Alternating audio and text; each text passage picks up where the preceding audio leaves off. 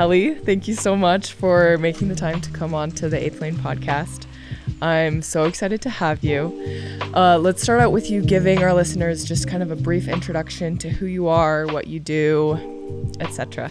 Okay. Yeah, first off, thank you so much for having me. I'm really excited to be here and to have a conversation with you.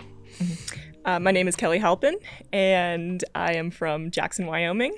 I'm an ultra runner. I would say that I'm an ultra mountain runner specifically. I like technical long-distance mountain runs. And I work as an illustrator as well. And I just honestly really like to be outside. Yeah, that's what drew me to your page so much is I feel like you are a creator in like almost everything that you do. Like your art is gorgeous and it reflects like mostly upon things that you experience in real life, right? A lot of the time, yeah. Yeah, and then even like the mountain racing that you do or mountain running that you do, like you create a lot of those routes. And I think you said one time that you wanted other people to experience the things that you get to experience, and that's why you kind of do things the way that you do. Yeah, I typically don't race. I used to race, but for the most part, I like to do more adventure runs and immerse myself in a wilderness setting, and just to like be a part of the landscape. And I would love if more people, both through my art or children's books or running or following my routes, immerse themselves in more nature. Yeah, you have a huge list of routes that you've completed or had the fastest time for on fastestknowntime.com. Do you kind of want to give our listeners an explanation of what fastest known time is, what those routes kind of mean, what an adventure like that looks like? Yeah, for sure. Well, FKTs, fastest known times, are speed records on routes. It can be one way or it could be loops. Could be an out and back. And that applies to, generally the routes that you want to, either establish or set records on that are on the fastest known time site are aesthetic routes. They follow either a geological line or they're historical, or they have some significance with the community. So they're not like super contrived routes. They're always some kind of a well-established aesthetic route. And personally, I go after ones that are between, maybe like a 50K to 100 miles is sort of my ballpark of the ones I like to chase. And you can do them in different styles. You can do them supported, so you can have people pace you or drop caches for you along the way, or you can have aid stations, however you want to do it with support. Self-supported, where you set your own caches up, or unsupported, where you have absolutely no outside help. And you can do that either as an unsupported team or solo. Typically, I like to go for solo unsupported routes just because to me, I get the most out of that experience. Like it puts me through the ringer in a way, where I'm only dependent upon myself, my knowledge. And I generally get the most out of that kind of experience. But also it's fun to go, with friends too. And I've had friends support me as well. And that's also great.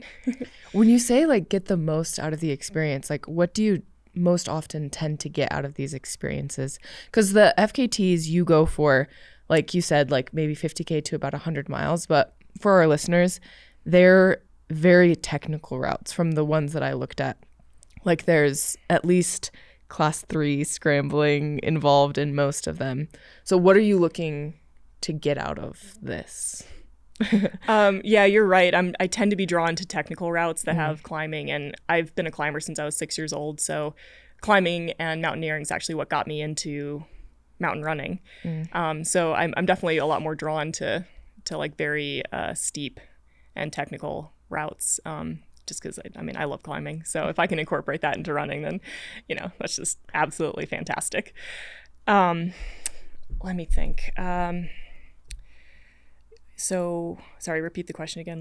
What are you like when you say you get more out of those unsupported routes? What are you getting out of it? I think when I do those unsupported routes, I'm trying to put myself almost in the most uncomfortable situation I can, because it gives me the most room to expand as a person, to, really depend on myself. And it gives me a lot of confidence to be able to like hone in on my skills and fully understand that I'm capable of doing these things without external help. And so a lot of the time I'll do them unsupported just to almost like to prove that it can be done unsupported, or that, you know, I can do them unsupported. And I'm have you always been that way, like independent, like wanting to do things for yourself, or was that a transformation that occurred through these kind of adventure routes that you've been doing for the past like 10 plus years? I think I've always been drawn to doing things more unsupported, even before I fully understood what unsupported was. Back in the day, what really got me into endurance was doing the picnic in Jackson, Wyoming. Yeah. So also known as the Grand Teton Triathlon or the Grand Teton Picnic. It's a brief overview on what that is. You ride your bike from the town square to Jenny Lake, swim across Jenny Lake, climb the Grand Teton, and then do the whole thing in reverse. And my friend David Gonzalez came up with this as sort of like almost like a joke, but like a mountaineer's joke, like who can do the hardest thing in Jackson Hole today? And so that's how the whole thing happened. And now there's like a whole variety of picnics all over the world, which is really That's cool. so cool. Yeah, that is so cool. It's really cool. And like, you know, you can kind of make up your own picnic if you just want to push your own limits in your own backyard. But yeah, the Grand Teton Picnic, I really wanted to challenge myself and see if I could even do something like that. And so I talked to a good friend of mine, and he's like, oh yeah, let's partner up and do it. And at the time, it hadn't been done unsupported. And we didn't have a proper definition of that, but we knew that we wanted to carry all of our own gear across the lake and not have a canoe go across with us to like even keep an eye on us. We were like, let's do it all like on our own. And so we ended up being the first team to do it unsupported, and also the first woman to finish it, which was cool. But yeah, that's very cool. But yeah, it was cool to like, you know, push that style of doing an endurance event. And I don't know, I just kind of really resonated with it. And I was like, wow, it's really cool to see what you can really do on your own. Because you really have to dig deep, especially on the mental side. Like you don't have, you know, people there to give you moral support, you know, nobody's there cheering you on. You really just have to like depend on yourself and have a really good reason why you're doing this to even be able to like push yourself to the end. You're like, okay, I really do want this. Yeah. How do you pull like that confidence? Like you said, like a lot of times confidence comes from the people around you who are cheering you on, or like a coach who's telling you you can do it, or someone else who's done it that has said you can do it. And for you, in a lot of cases, like you're the first female to complete some of these routes. You are the first person to complete some of these routes. When you feel like you can't do it, where does that self-belief come from? And where can like our listeners try to pull that confidence from as well, I guess? It's a hard question. I know. I don't know like, if you can come up with that answer on the spot. Let's see. I usually don't choose a route unless I really, really want to do it. Okay. Almost to explore the landscape in a way, and then explore like my own limits within that landscape. Like, can I do that much vert in this much time? You know, can I like get my own water and all this? And for me, it's like exploration. And also I really want to complete it, and I don't really give myself an out. Okay. So it's like, you know, okay, I'm out here. Like, it's not over until I get to my car at the other trailhead or, you know, wherever, you know, like that. I don't give myself an option to bail unless, you know, of course there's like a medical emergency or something like that. Like I very, very rarely give myself the option to bail. And I think when you go into it with that mentality, like I'm here, I'm in it, I'm going to finish it one way or another. You're just out there and you just do it. You know? So it's not so much a question of like self-confidence necessarily. It's just like, I have to do this now. I'm 30 miles into this 60-mile one way, so I have to get to the car on the other side type of thing. Yeah. Okay. Yeah, almost like, you know, you kind of take it, you compartmentalize it and you take it one step at a time. Like, all right, there's the next peak. Let's do that. And I always think the most difficult parts are actually the beginning, because it seems very overwhelming, especially if it's really long distance or there's a whole lot of vert and a whole bunch of mountains ahead of you. But if you just take it a couple steps at a time, like, all right, let me just get to the top of, you know, this peak and then the next peak. And you know that you're going to be out there and you're going to try to complete this no matter what. But, you know, in the short term, you're like, all right, just get to the next peak, just get to the next peak. And you kind of like I kind of like pace myself, based off of that. I'm like, all right, just the next one, just the next one, just the next one. And once you're in it, you're like, wow, like I just did half of it. Yeah. Awesome. It's like, whoa, this is so exciting. Yeah. Like, all right, if I keep up this pace, I can get this far and this far. And then, if you're going into the night, you're of course going to slow down a bit, but you're just out there, and, hopefully it's beautiful, and hopefully you're enjoying yourself. So Yeah. as long as you're immersed in that experience, I think it makes it easier to like want to stay out there, whatever that out there is. That's very cool. So I want to kind of pivot really quick to Barkley, which you just competed at. What was the draw for you there? Because there's a lot of like route finding necessary in the Barkley. And it is a lot of bushwhacking. I don't know if it would be characterized as like technical, but bushwhacking, like what drew you there? It's not your typical like Teton home ground. No, not at all. It's very, very different. For many, many years, people told me to look at, trying to get into the Barkley. They're like, this is right up your alley. It's like, you're generally like depending upon yourself. You're navigating. It's really brutal. It's not on a trail for the most part. And you're just like schwacking through briars and rocks and cliffs.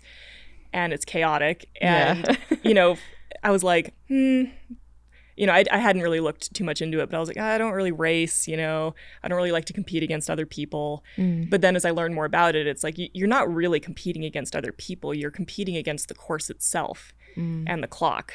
So it's about seeing how far you can get.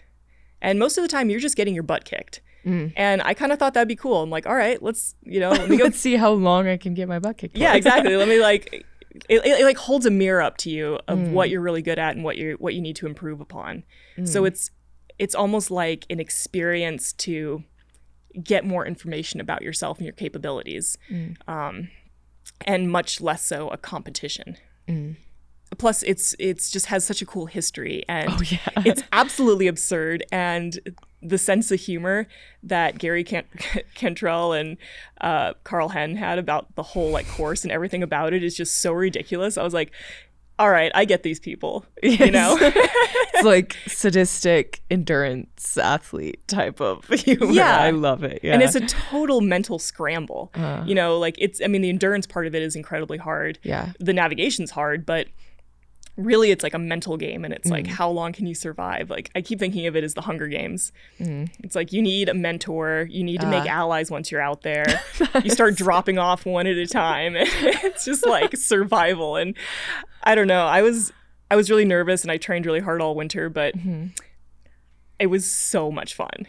Really? It was so much fun. It was absolutely brutal, but I don't know, the community around it was wonderful, and these crazy little alliances you make with people out on the course. So crazy.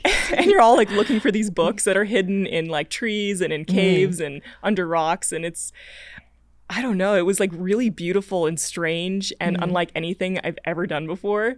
And I don't know, I can't even like think about it without smiling. It's like, so ridiculous, and it was so amazing. So will you be back, do you think? Oh, that's up to the Barkley gods to decide. The Barkley gods, okay. But I would, if I can, I would love to go back, because, you don't really get knowledge about the course unless you're on the course during the race, which is why returning every year you get, it's a big advantage. So I don't know. Fingers crossed, I would love to go back someday. So yeah, it really was an amazing experience, and a historical finish for a number of people. So that was amazing to see. Okay, tell me about watching Jasmine finish. Like, I'm sure you interacted with her throughout the marathons. So maybe give me a little bit of kind of background on her, and then maybe what it meant to you to be able to see her finish the race. Yeah, that was amazing. Yeah, I don't know Jasmine personally, but I've read about her in some of the Barkley books, and I know she made it into like the fourth loop, which had barely been done before. There was one other woman who made it part of the way into the fourth loop years ago, but really Jasmine was the first one to make progress as a female in the fourth loop. And I knew that she wanted to do it for the right reasons. She's not seeking fame. She just wants to do it to prove to herself that she can finish. And I was like, that's that's really cool, you know. Yeah. And she also like she has the capability to finish it, which very few people do. And so I actually caught up to her at book 1 after cool. the race started, and we were waiting for people to go through the book to like tear out their pages, the pages that correspond to your bib number to prove that you're at certain parts of the course. And I was like, you know, Jasmine, I'm rooting for you. And she turned to me and she goes, I'm rooting for you too. Let's have 2 female finishers this year. And I was like, oh I man, felt that in my heart. Holy that's cow. so cool. Yeah, that's so cool. And that was the only interaction we had during the course. And I was trying to keep up with the lead group for like the first 3 books, and then I sort of started like, I just don't go downhill as fast as that the lead group did. So I lost him on like the second huge downhill. But was it just like kind of the bushwhacking that held you back, or literally just the downhill? It's just chaotic downhill. It's like running down an incredibly steep slope that's slippery. It's covered in leaves, rocks. You're knocking over trees, like you're crashing through logs, like you're getting bruised up. You're sliding on your butt. You're sliding on like your thighs. Like it's like controlled falling basically. And I need to improve upon that. But I was pretty proud of myself. Anyway, but I didn't interact with her again until after the race was done. But we were all at the finish, you know, the small crowd that was allowed at the campsite, which is just the people involved with the race. So it's very intimate and very cool. Yeah. And the boys had finished, and we knew that Jasmine was on course. We knew that she was behind schedule. Like like everyone was kind of like, I don't know if she's actually going to make the cutoff, because at the fire tower, she was a little bit behind. Okay. And so she would have to make up a lot of time in order to make the cutoff. So we were all just like, it was so tense. And everyone's like, oh my gosh. Like, you know, we're just staring, like our necks are craning down the road to where she'd be coming up. And it's an uphill up to the gate on the loop, the direction she was going. And, you know, we're watching the clock and we're like, oh my gosh, like 2 minutes, like, oh no, like, oh, she's not going to make it. That's going to be so heartbreaking. And then John Kelly's son calls up from like far down the campground. He goes, there's a runner coming. And she was the only one left.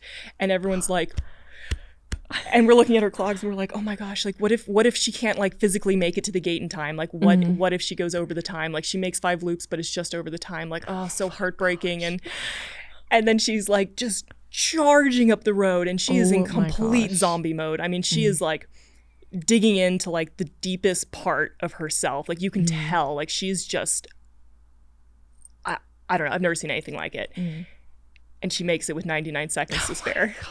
And everyone just loses it. Yeah. I started crying. I don't cry. I do not cry. I started crying. It's just like she collapses on the ground, and you just like, what she went through to make up that time, to make that cutoff was, it was amazing. Yeah, like you can see it in her eyes. I only saw the videos that kind of were circulating around Instagram or whatever, but I also cried. Like to see like the look in her eyes, and then just like the relief, like hanging on to the gate is like, yeah, amazing. Oh, it was amazing. It was amazing. And she was like, I had to finish it so I wouldn't have to come back and do it again.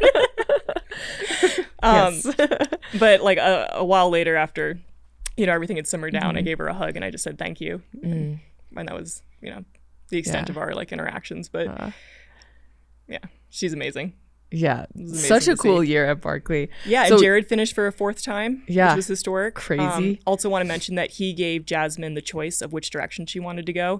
So he waited to go out on his loop to give her the choice, which was really cool. Yeah. John Kelly finished his 3rd Barkley completion.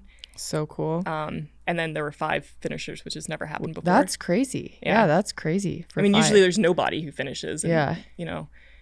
And I just want to say the weather was also like fantastic. So that probably helped a little bit. It probably helped a little bit. Was the camaraderie pretty strong this year then? Because it seems like, kind of like you said, you have to form alliances maybe to finish. And Jared waiting for Jasmine indicates some type of like friendship and it was beautiful teamwork. Yeah. So do you think maybe it was the teamwork that got so many people to the finish this year, or just the field of athletes that were there? Yeah, John Kelly did mention that, you know, the success of a lot of people who made it to the finish was because they could it was a really strong group of leaders, and they could sort of stay together. And especially on the first loop, they could all help each other find these new books. And there was a whole new section of the course too. It like literally left the map, which it had never done before. That's so crazy.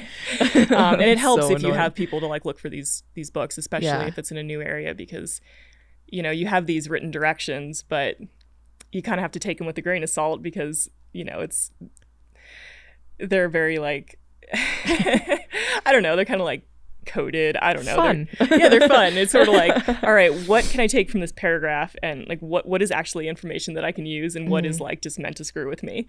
So so insane. It's like the hollow beech tree, and there's like 50 beech trees. It's like, all right, which beech tree? Which hollow beech tree? Yeah. Yeah, I saw on like YouTube or something, there was this girl that like moved a rock and pulled a book out from underneath a rock, and I was just like, holy cow. Like there's no, yeah, that would be the most insane part of it to me, would be like looking for those dang books. Oh my gosh, it's so stressful. I had no idea that would be the most stressful part of it. It was just trying to find these books. It's like, oh my gosh. And you lose so much time, and that is what, you know, eventually got me in the little alliance I was with on loop 2. I mean, we lost some time. We lost 45 minutes looking for one of the new books on loop 1, which is a lot of time. And one of the other new books, we lost a little bit of time, probably like 15 minutes, which is pretty significant. But loop 2, going in the counterclockwise direction in the dark, we had a really hard time finding one of the other new books. Like we, you know, had seen it before on the opposite direction, but reversing it, you know. And then putting it in the dark made it reversing it in different. the dark, we lost like 2 hours of time. Oh, wow. And yeah. we just couldn't make up that time, which is why, you know, after we collected the 8th page on loop 2, we were like, all right, you know, there were 4 of us at that point, and we were like just looking at the clock, and we're like, unless we literally nail the location of the next, you know, the rest of the books that were out there, we're going to be over the cutoff. And for safety reasons, it's better to go back to camp rather than go over the cutoff. So, you know, at first, Nicolay and myself, we were like, well, we're going to complete the loop no matter what. But then, you know, talking to another veteran, he was like, no, it's actually much better. Like they want you to like turn back to camp if you're not going to if you're going to go over the time limit. So we were like, all right, let's just, you know, head back, do the right thing and head back. But so basically time spent looking for the books, you feel like, was kind of what held you back from completing that second loop.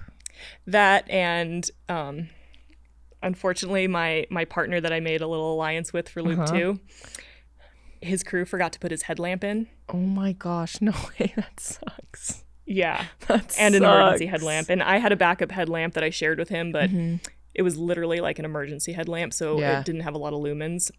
So we shared my headlamp, and that slowed us down a whole lot too. Yeah, for sure. So we were like going kind of side by side, or during certain sections I was leading or he was in front, depending on how the shadow was like being cast across the landscape. So yeah, that definitely cost some time. That's crazy.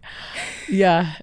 Especially the terrain too. Like there's no way you could navigate that terrain without a headlamp. Yeah, I mean, it's crazy. I mean, you need a bright headlamp because, and this is a year with good weather. I mean, I can't even imagine with like the fog, the famous like Frozen Head State Park fog that comes in. Like I can't even imagine, like you'd be completely relying on your compass to navigate, and which is so hard. So like, hard. When you're hiking, it's hard to rely on a compass, let alone like running through the forest bushwhacking. That's totally insane. And it's not like, you know, out in the West we have these very big landscapes with very definitive ridge lines and couloirs, and you know, I'm a lot more used to like navigating like big features, and these are very subtle features, and it's like, oh, like go down this drainage, except there's also like 3 other drainages that look exactly the same.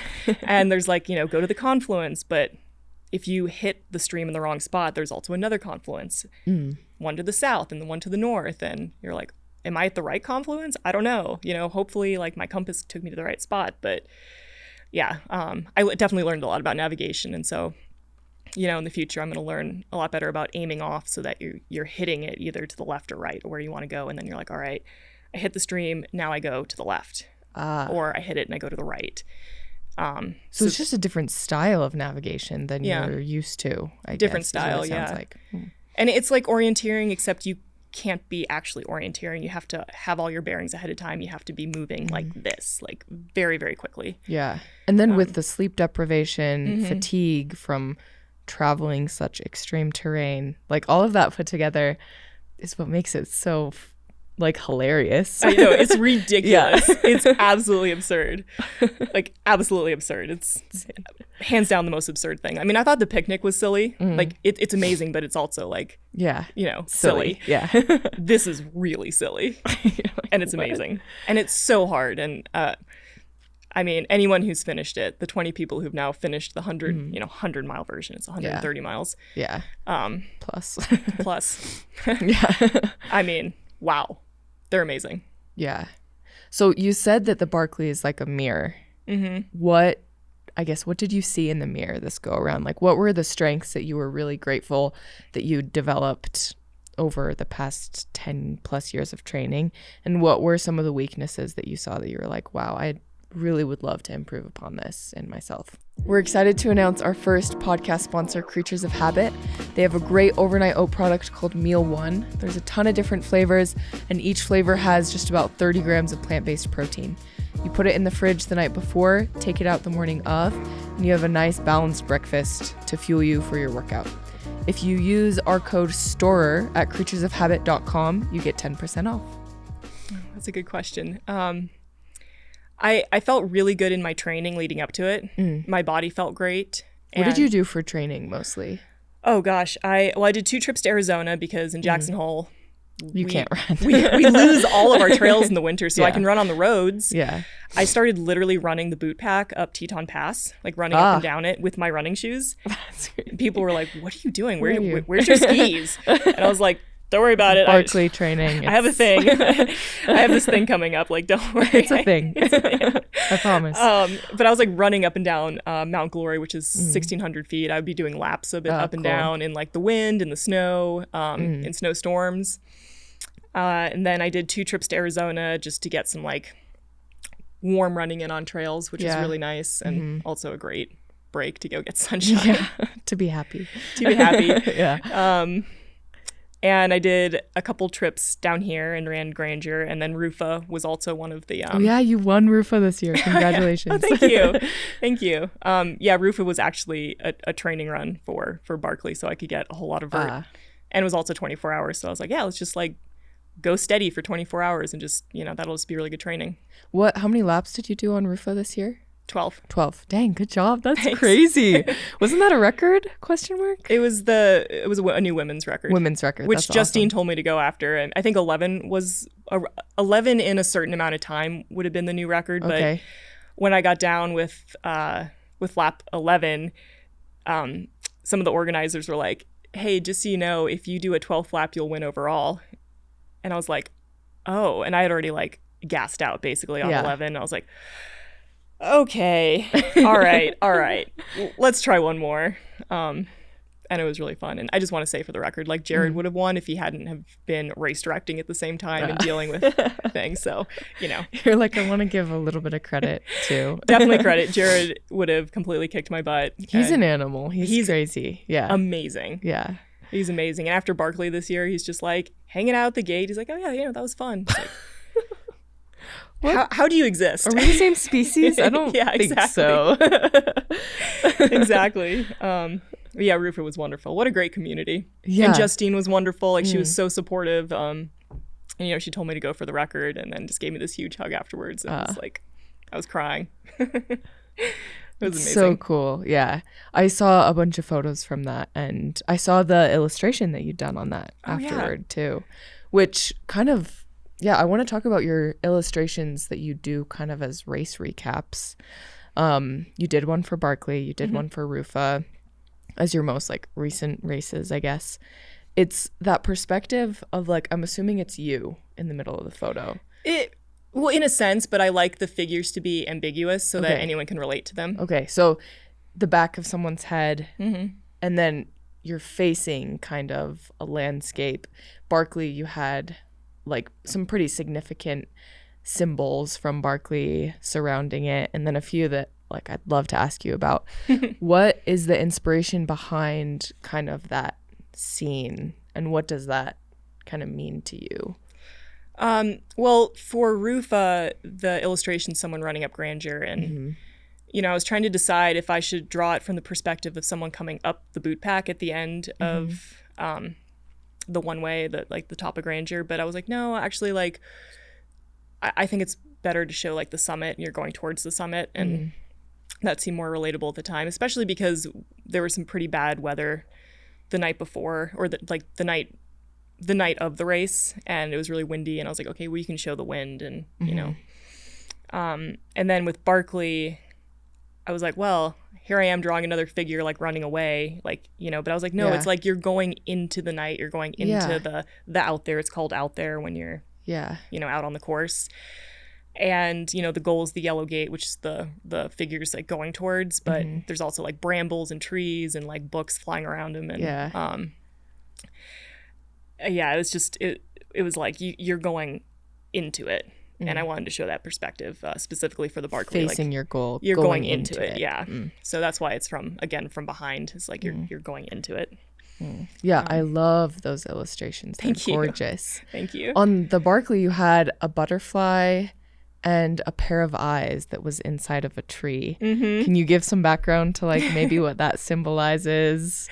Well, there were swallowtails everywhere. Okay. So, and also, so many people talk about the brutality of the course and like the briars and, this and that. But there's a lot of beauty out there too. So I had the swallowtail because there were a lot of swallowtails, and they're beautiful. And then the trillium, the flowers that are in the bottom left of the drawing were blooming, and Frozen Head is very famous, I guess, for its trilliums, these like really beautiful flowers. So I wanted to throw those in there. And then just like the eyes in the hollow of the tree, everyone's always talking about like, there's rattlesnakes and there's copperheads on the course. So you're like, every time you're reaching into like a hole to find a book, you're like, is there a book in there? And a lot of people talk about like, there's a snake hole. Like that's exactly where a snake would be. And so, I wasn't personally quite as worried about that but a lot of people talk about like the snakes and other creatures. So. Yeah, that's a whole other point to bring up, is like there's like a snake just wrapped around the book, and you gotta like battle it for the That's crazy. I did see it was a black racer snake, I think. It was they're gentle snakes, but you're like a snake. A little tiny snake. I'm like, okay, they're out. The snakes are out, which means if the black snakes are out, the rattlesnakes are probably also out. Yeah. Copperheads are probably out. Awesome. just something to consider, Yeah. Yeah. It sounds like an amazing experience. Yeah. Do you have any last thoughts, I guess, on Barkley, or? Oh man.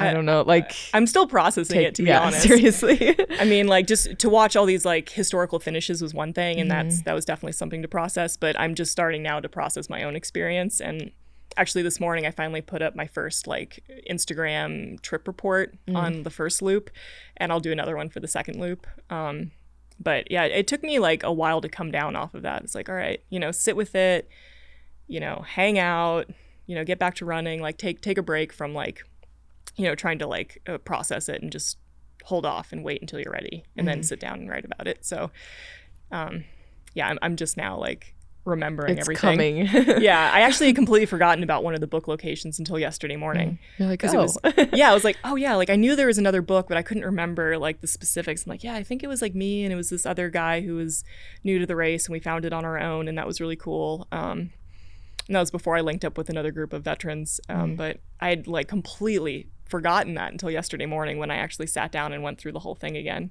There are so many mental aspects to it that you're juggling, that like, thinking back on it or like processing it, I'm sure is going to take months even, Probably. You'll have to do like another long FKT and have that time to like kind of chew on your experience. I'm sure. For sure. And honestly, right now thinking about, going out and doing supported or unsupported, like any other routes seem very peaceful now compared to the stress I felt for like the first part of the Barkley. I'm like, oh wow, I don't have to find any books. Like there's no like specific time limit. Like, okay, everything's okay. It's just normal mountaineering. It's just normal.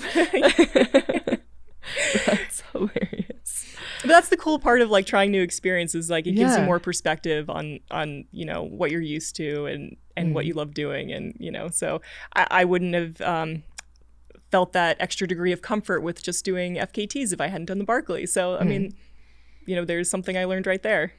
Yeah, it's crazy. I feel like probably a lot of your FKT experience too with like navigation and stuff translated to the Barkley. Were there any like big events that you did in 2023 in preparation for Barkley? Like I think I saw you took 3 FKTs last year. Is that right? Yeah, and I actually did some in Arizona as well. Oh, okay, so this more. January. Cool. No, I actually hadn't. When you find out you get into the Barkley, it was past the season for me. Oh, so okay. I hadn't done any in preparation, but in a sense, like a lot of the mountain running is preparation for it because it's a lot of vert and long distance, so and a lot of navigation. So I feel like most of the FKTs and adventure runs I've done were really good prep for it. Yeah, one that I had read, what was it called? Was it the Little Belly link up? Yeah, I want to hear about that one. Yeah, sure. You created that route and like the bottom half of it was a lot of route finding. Or explain to me what the Little Belly link up is. Yeah, so last year I had these big goals for both like the Tetons and the Winds, but we had such a huge snowpack, and then it snowed again in August that it kind of wrecked a lot of my plans. And so I focused on the Gros Ventre range, which is right in between the Tetons and the Winds, and it's actually the range I sort of grew up at the base of. That's so cool. Yeah, it's really cool, and it's sort of a very undervalued range. It's beautiful, it's remote, very few people go out there. It's very, very vast, and there's a couple of really cool ridge link ups out there, and Cool. one of them, one of the shorter ones, was something that I'd been eyeing for a couple of years, and also my boyfriend, Brian, had also been eyeing for a couple of years, and he's also an ultra runner. And so we're like, all right, let's work on it together. And so the Little Belly goes from Jackson, from the town of Jackson, you go up Josie's Ridge, which is the earliest place you can access the ridgeline that's on public land. So like, yes, we could go like maybe another like half mile over and go up a ridgeline, but that's on private property.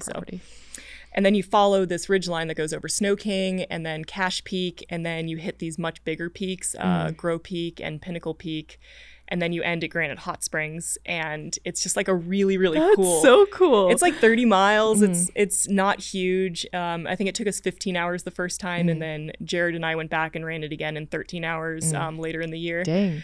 And it was really cool. And there's definitely there's a lot of schwacking. There's definitely some Wasatch Ultimate Ridge like ridges on it. So a couple of like class 3 scrambly ridges, maybe one 5th class move on the whole thing, but generally it's like 3rd, maybe 4th class in a few places, but it's really beautiful. And it's just like a continuous ridge line all the way down to Granite Hot Springs, and you're just in like vast wilderness, and it's so beautiful. When Brian and I did it the first time, there were storms that came in on either side of us, and I remember we didn't want to bail because if the storms got really bad, we would have bailed off. But I remember at one point I put my hands up like this for a photo, and I felt crackling around my hands. I'd never felt that before, and I was like, oh my God, like we have to like hunker down. So we hunkered down for a little bit until like, that wave had passed, and then continued on. But insane. Oh my gosh, but it's beautiful, and I highly recommend it because as like a starter, maybe like a starter ridgeline ridgeline for those looking to get into it. It's like maybe 12,000 feet a gain. It's not enormous, but you go over some really cool peaks, and it's only 30 miles and doable within a day if you're efficient at moving at that kind of terrain. And it looks like, it sounds like with mostly just like class 3 scrambling, if you like have the experience and practice, it probably would be a good place to start. Yeah. And ending at the hot springs is like such a good idea. That's so awesome.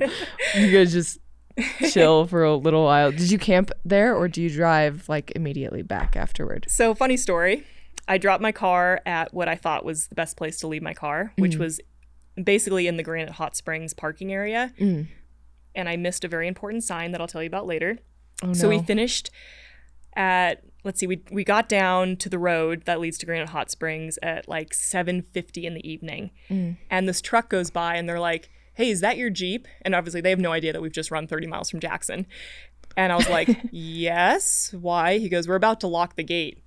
So if I had been just a few minutes late, my car would have been locked in. No And we wouldn't way. have been able to get out. So That's like the universe timed that for you perfectly. oh my gosh, That's we so crazy. easily could have gone over that time, you know, like we were up there like having snack breaks and, you know, like just enjoying it. Yeah. And like we were following these bobcat tracks for a while, like, you know, just enjoying being on this like, you know, wilderness ridgeline and not thinking at all that we had a time limit on there.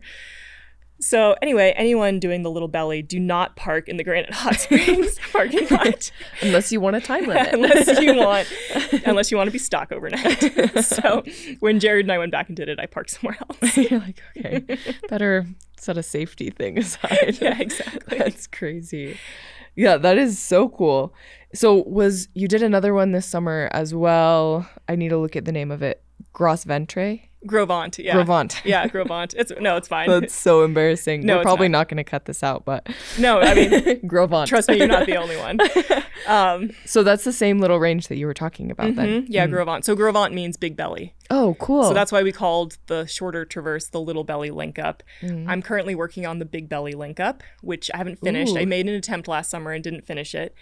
The Grovant High Route, which is what I was calling the larger traverse, or a larger variation of the traverse. So the Big Belly Link Up that I'm working on hits all the summits along like the other prominent ridgeline all the way to the Wind Rivers. So it's about 50 cool. miles. Wow. The Grovant High Route is like a variation on that where you don't summit all the peaks. So it's, you know, it doesn't do anything technical. So you can just stay on these beautiful, like sloping. That's cool. Yeah. So you're going like in between and underneath the peaks rather than hitting all of the peaks. So it's like a really nice variation, especially if you're not comfortable on technical terrain. It's a nice 50-mile route. Yeah. And it's beautiful. And a lot of it's runnable.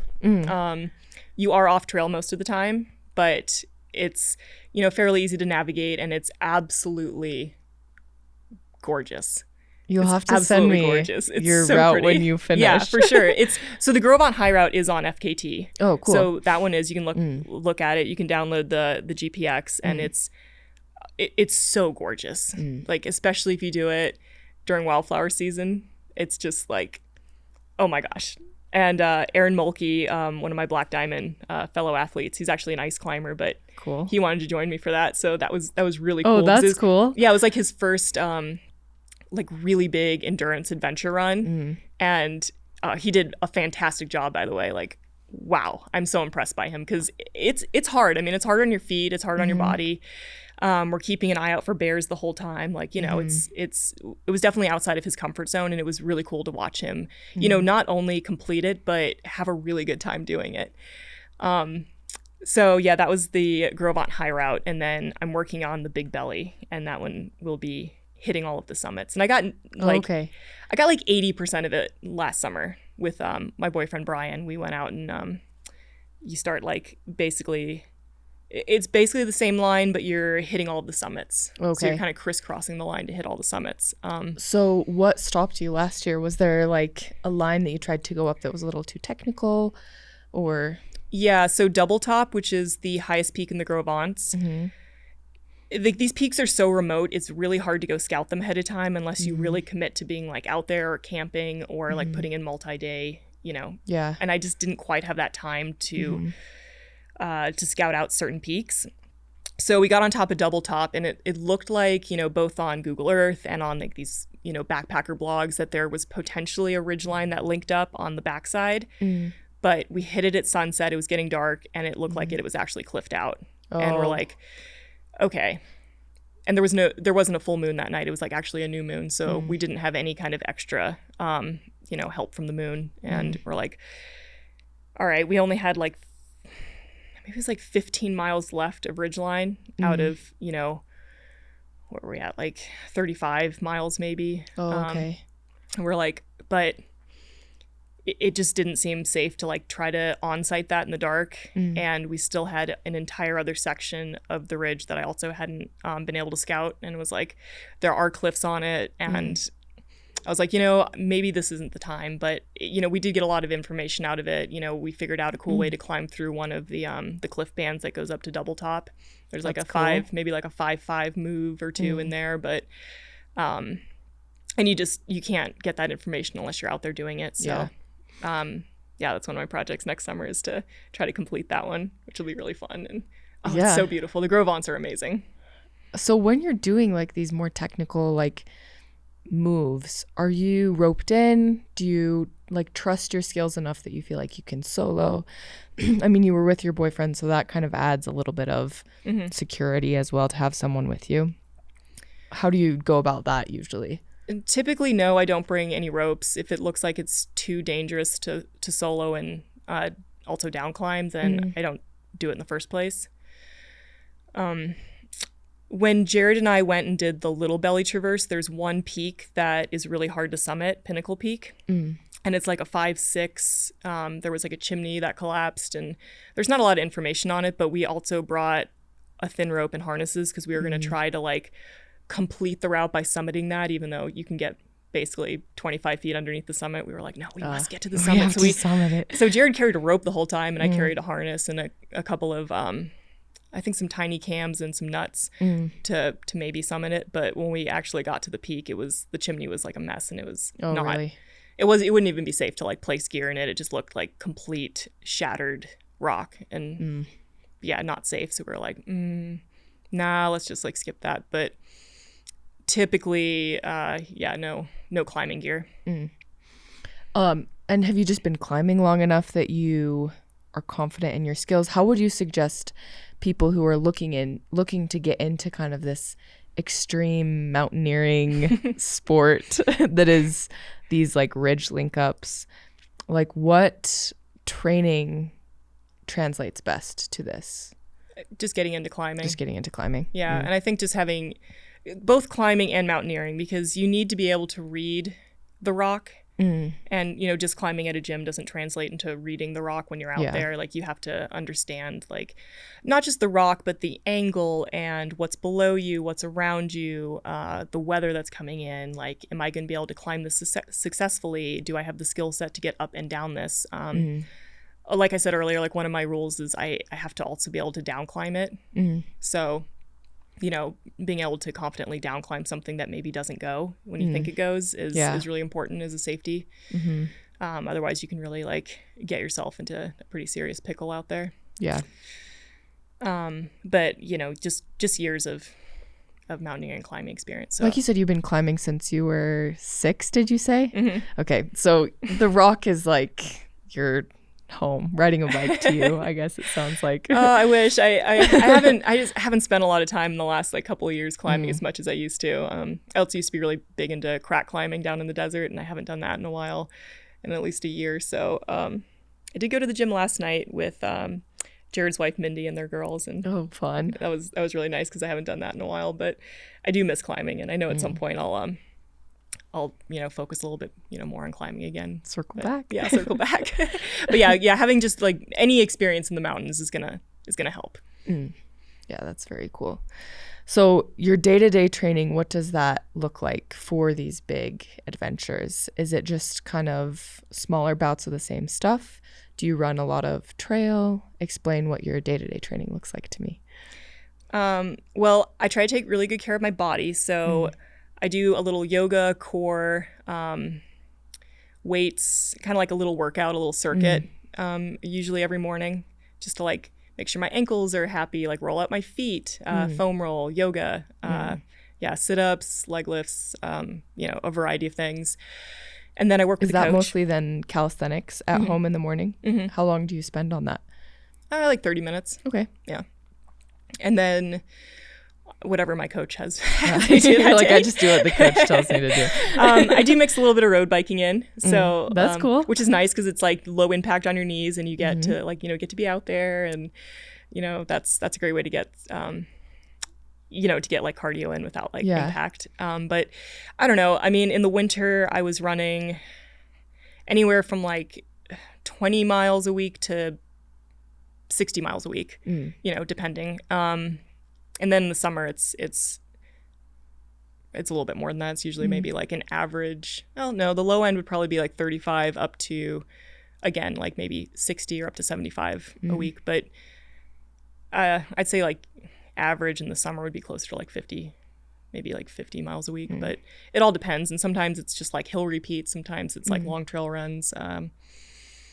And, like I said, the snow really hinders the ability to get training in both early and late in the season. So there's a lot of, unfortunately, road running, which I'm not personally a fan of, but, it's great fitness and, Sometimes you just like have to do it to get it done. It's better than no run. It is. It's better than no run. And I still prefer that to a treadmill. I will go outside any day. I will run in a blizzard over a treadmill any day. I will bike in a blizzard over running on a treadmill for sure. Yeah, for sure. Well, thank you so much, Kelly. Oh, thank you. I like to leave our listeners with one actionable item of like, if there are any maybe girls out there that identify with like what you're doing for women in the sport and kind of the trail that you're blazing with like, I guess, equality. Like you're doing things that a lot of men can't do, So what advice would you give those girls that are listening to like kind of do what you're doing, I guess? First off, don't let anybody tell you can't do something.